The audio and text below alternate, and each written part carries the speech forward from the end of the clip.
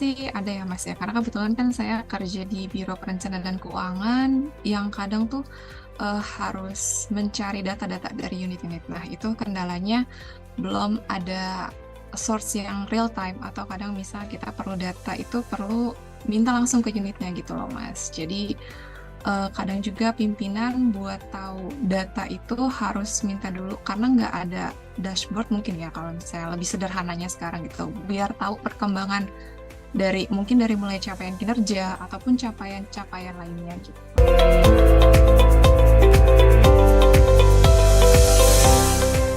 Setelah beberapa hari kemarin, saya menemukan hal-hal yang sangat menarik ya ketika belajar data visualisasi. Karena kebetulan selama ini saya kan belajarnya otodidak. Ketika mengikuti kelas kemarin, itu benar-benar kita tuh dikasih pemahaman yang istilahnya orang yang baru belajar pun akan sangat mudah memahami materinya. Karena bahasa yang digunakan tuh nggak baku, maksudnya nggak menggunakan bahasa-bahasa tinggi. Kadang-kadang orang yang nggak mengerti itu akan semakin bingung ketika dipakaikan bahasa, oh kamu begini loh, istilah ini, istilah itu. Jadi kita benar-benar merasakan penjelasan-penjelasan itu kayak dijelaskan oleh teman gitu nih. Nyaman banget sih sama kita.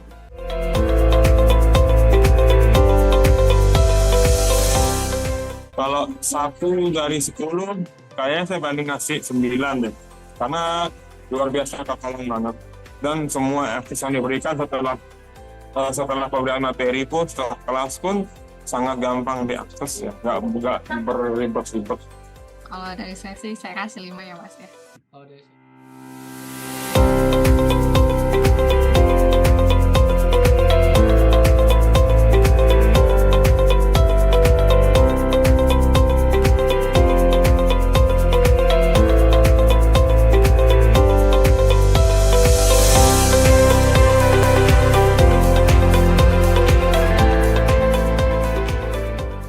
Pesannya seru, cukup bikin deg-degan dari kemarin-kemarin. Kemudian, tapi banyak juga pengalaman yang dipelajarin dari kegiatan hari ini. Kemudian juga dapat juga masukan-masukan daripada tim juri untuk mengembangkan dari dashboardnya itu. LAN Data Hackathon yang diselenggarakan oleh LAN, kemudian Tanoto Foundation dan juga tim algoritma sebenarnya membuka kebiasaan lama di mana mungkin yang namanya ASN itu belajar secara konvensional, harus ada pusdiklat dan lain sebagainya, tetapi dengan mengikuti bootcamp ya walaupun hanya 1 minggu itu membuka wawasan kita terhadap aspek lain daripada pengolahan data. Ya kalau untuk acara ini saya lihatnya meriah sih Pak ya, bagus banget sih untuk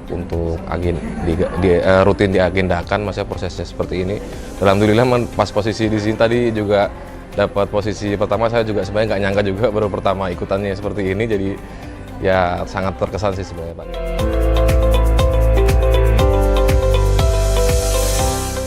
Saya Muhammad Firdaus, Kepala Pusat Data dan Sistem Informasi Lembaga Administrasi Negara sejak tahun 2019 lalu.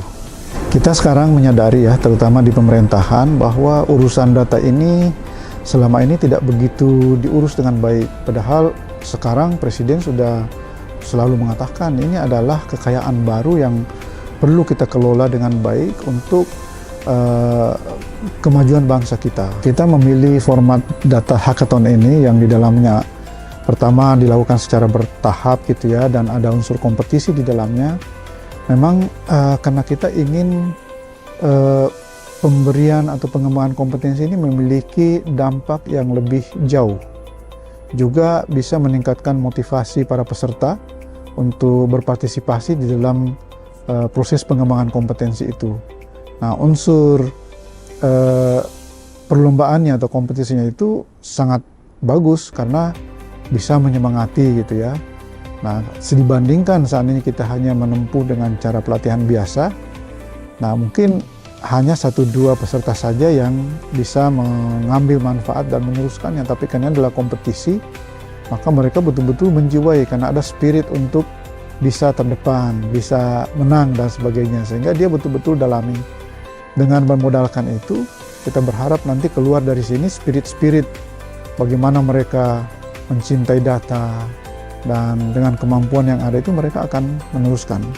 Jadi ada banyak nilai tambah yang kita peroleh dari melakukannya dalam bentuk perlombaan. Ya, ini kan prosesnya sangat pendek ya. Tetapi melihat apa yang sudah dicapai oleh peserta itu saya cukup surprise sebenarnya. Karena dalam waktu yang singkat diantaranya ada yang belum memiliki pengalaman sebelumnya, tapi tetap bisa mengikuti dan karyanya ada. Ya meskipun tidak terlalu menonjol dibandingkan yang lainnya yang sudah punya pengalaman dasar sebelumnya, tetapi saya surprise melihat bahwa mereka bisa menangkap ilmu baru ini dengan begitu cepatnya. Nah, sehingga ini mungkin juga akan menjadi semacam pemikiran kita untuk kita perbaiki lagi di tahun-tahun selanjutnya. Proses pelatihannya mungkin diperpanjang agar supaya yang betul-betul berangkat dari basic punya kesempatan lebih banyak untuk menyerap dan mempraktikkan ilmu barunya itu.